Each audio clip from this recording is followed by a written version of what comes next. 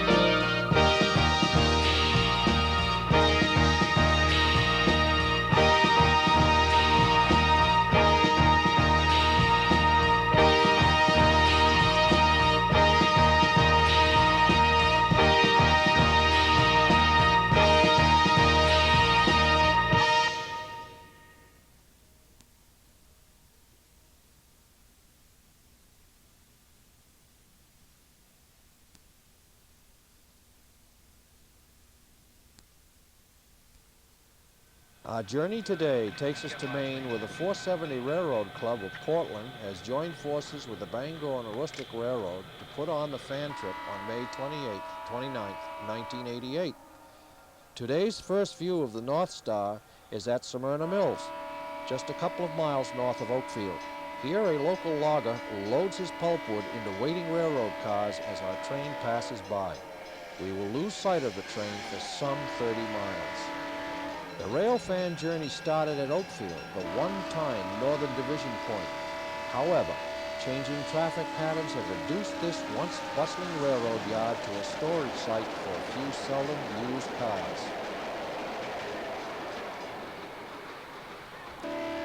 Here we are at Massadas, where our train emerges from the wilderness of northern Maine and crosses Route 11.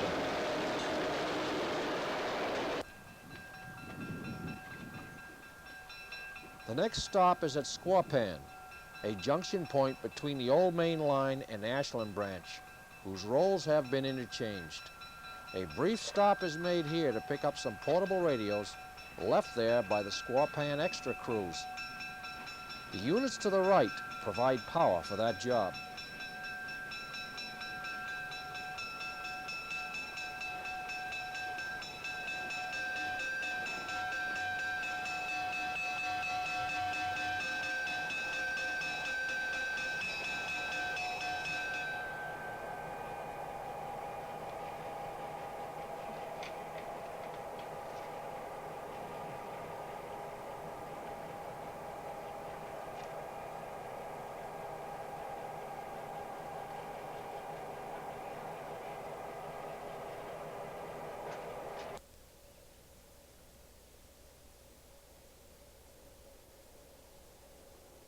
Most of the North Star's passengers have boarded buses at Northern Maine Junction, transferring to the train for a 10 a.m. departure from the Oakfield Railroad Station. This station is slated for restoration and is one of the few left on the Bangor and Aroostook Railroad.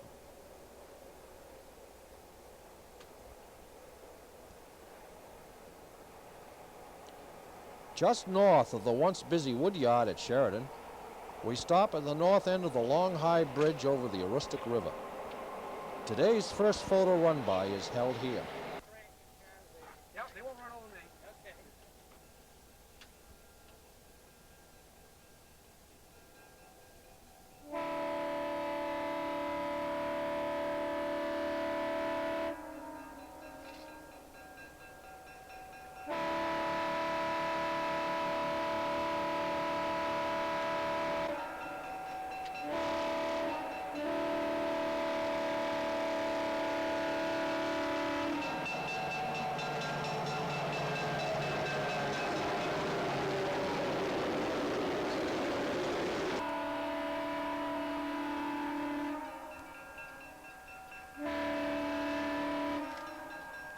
We next skip north to Portage, where our train bounces around the curve and crossing.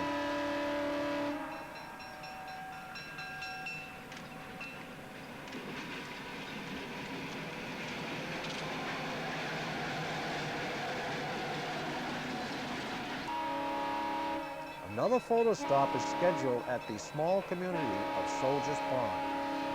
We take in some of the action from across the pond. After leaving Soldiers Pond, our train will traverse some 10 miles of Maine's remote, rugged, scenic wilderness along the Fish River. The North Star will traverse some 400 miles of the Bangor and Aroostook Railroad. The trip is passing through some of Maine's rich farm country, deep forests, and some of the northern wilderness areas seldom seen. Civilization is reached again at Fort Kent, where we pass the depot, cross Route 1, and turn to start our journey down through the St. John River Valley.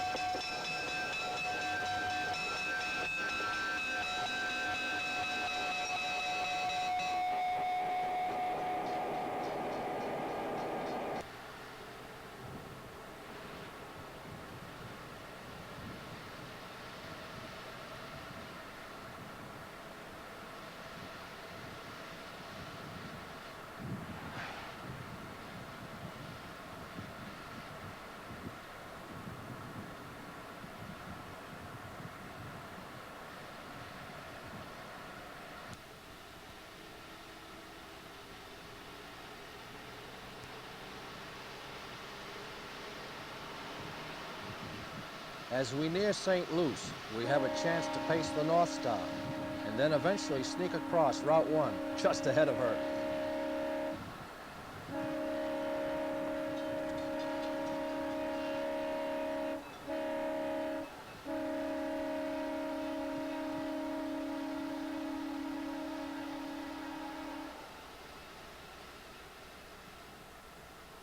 Go ahead.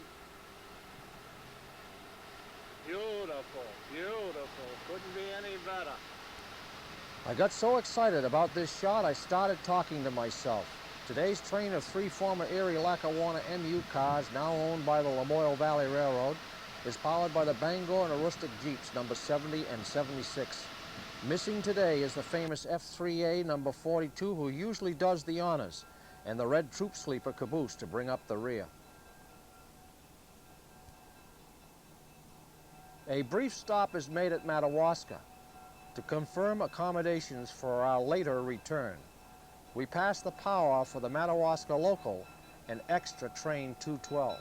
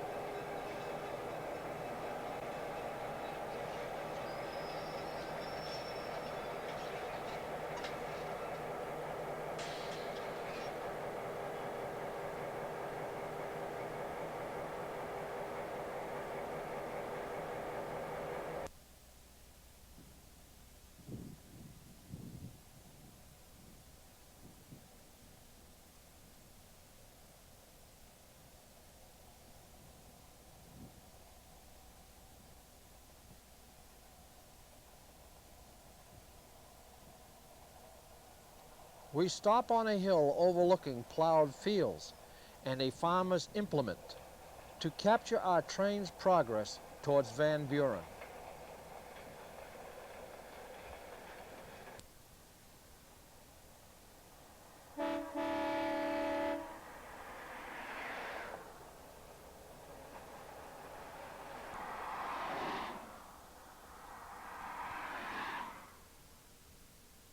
A stop along Route 1 near Notre Dame shows our train clicking along some nice tangent track.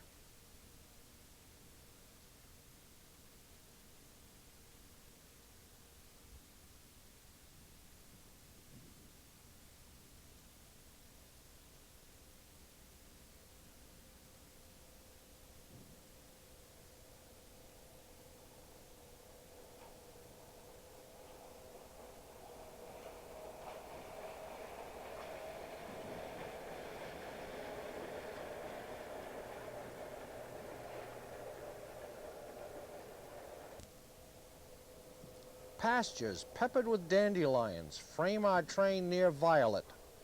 A special side trip is made across the bridge to Canada.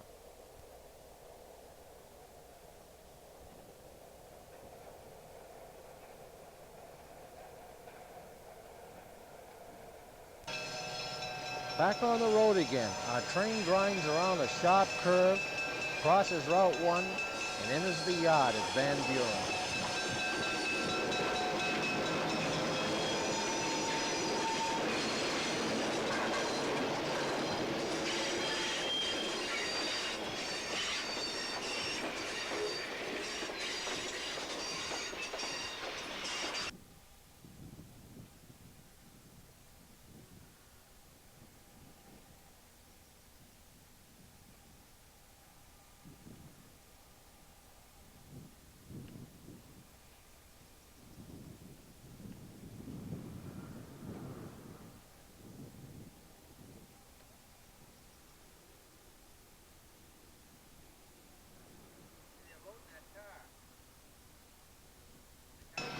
A covered hopper car blocks the passing siding.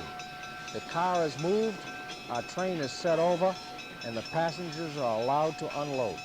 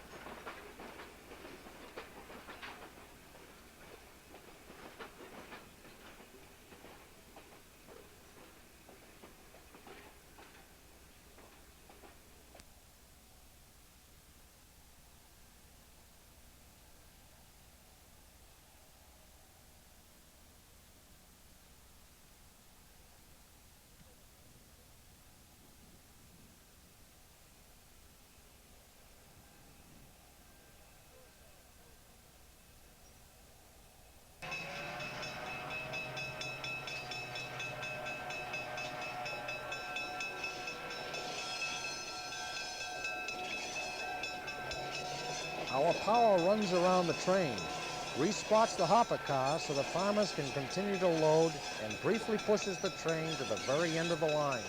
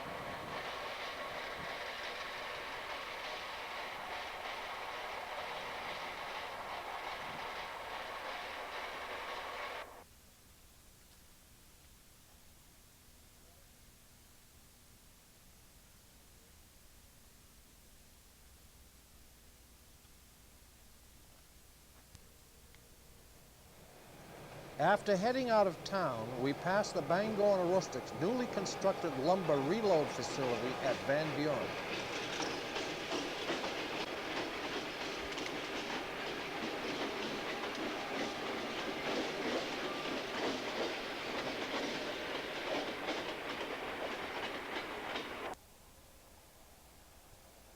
Again, fields of dandelion frame our train at Violet.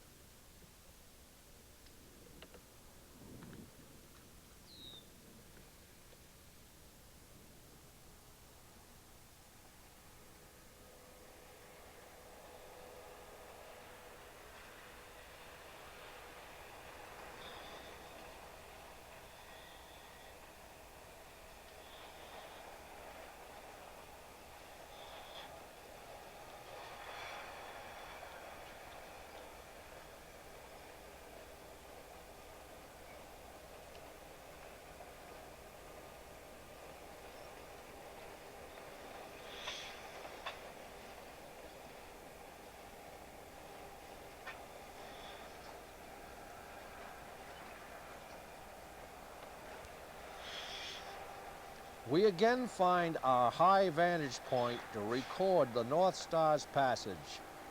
One of the Bangor and Aroostook supervisors aboard the train spotted us on top of the bluff and decided an unscheduled photo stop.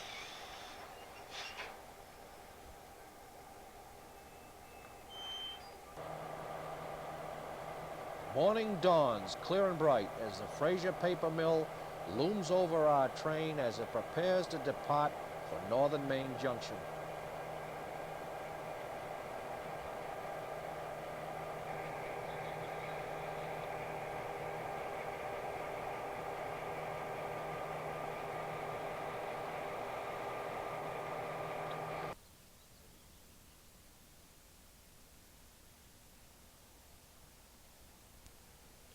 Today's first photo stop is made at Frenchville, where our train rounds the bend and passes the restored water tank and depot.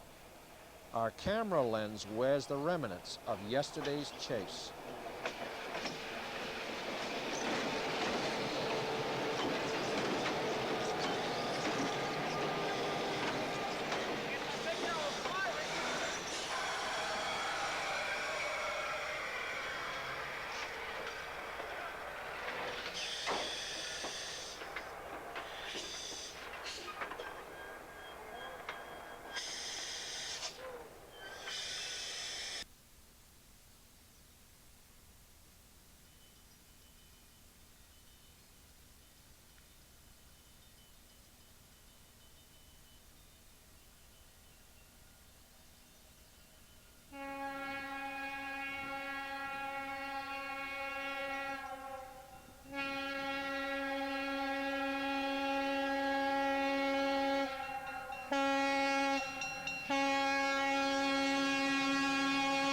We catch the North Star at another crossing and then follow her around to catch the back platform gain when the 470 drumhead fades into the distance.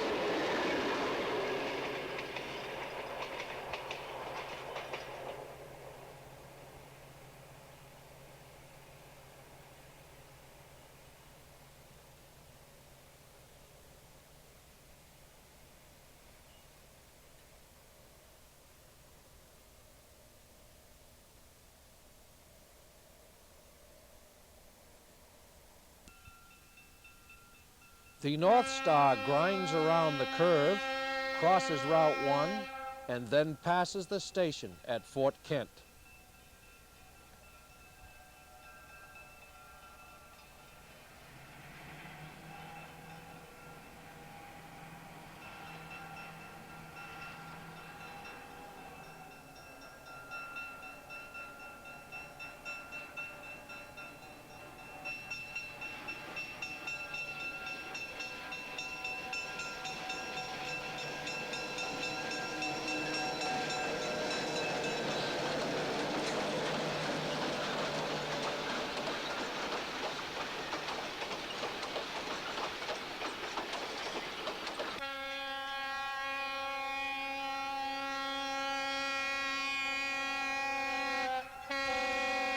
A low-level trackside view at Soldier's Pond is a dramatic contrast to our shot across the pond yesterday.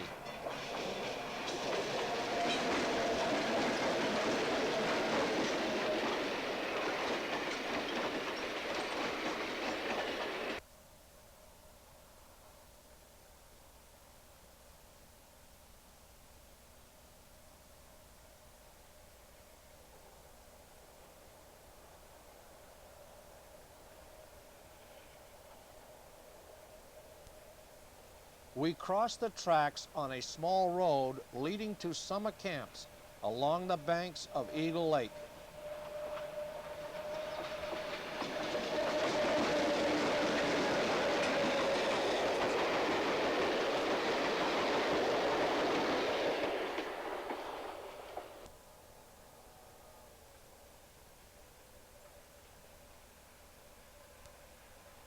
Another side road just south of Winterville affords us this approach.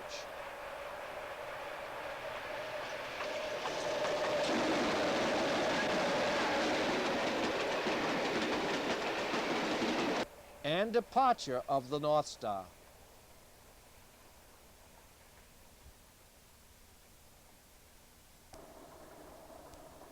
As we wait at the south end of the Rustic River Bridge at Sheridan, we hear our train approach in the distance and then cross the bridge.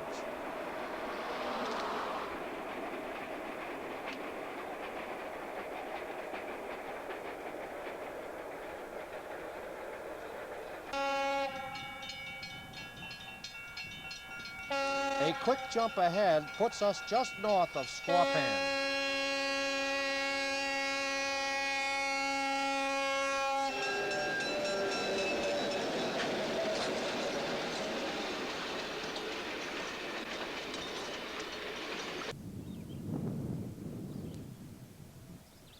Further down the line, we see the North Star really clicking them off as she passes under I-95, through the almost deserted Oakfield yard and disappears around the corner.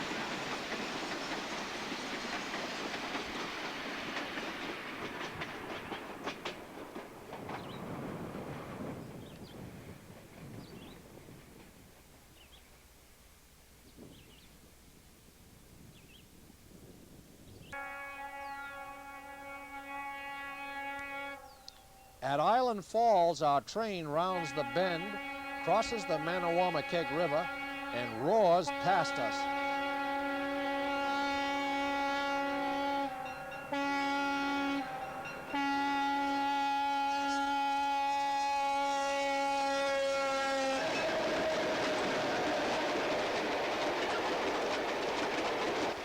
We journey down to the shoreline of South Twin Lake, where we see Mount Katahdin in the distance. Another run-by will be exercised here at Perkins. A red boat occupies the foreground.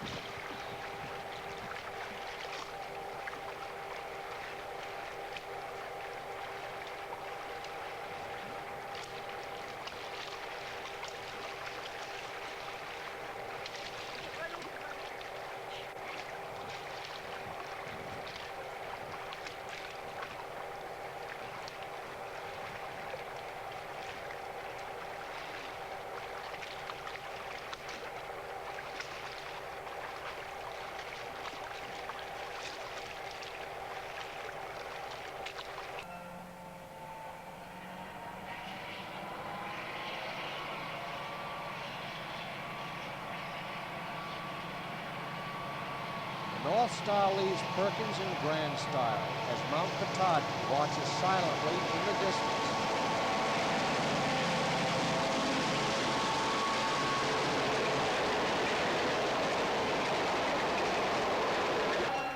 A quick detour into West Seboyas puts us there just in time to see the North Star clip around the curve.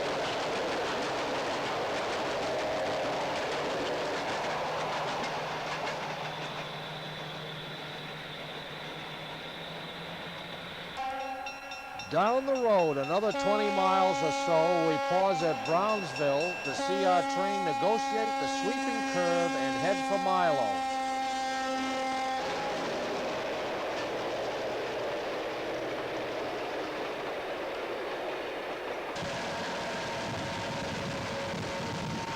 Just south of Milo, the road and the railroad parallel each other and afford us an opportunity to again pace the train. We are running along at about 40 miles an hour. The evergreens provide a contrasting background. The 567s respond as the throttle is notched out to pick up the chase.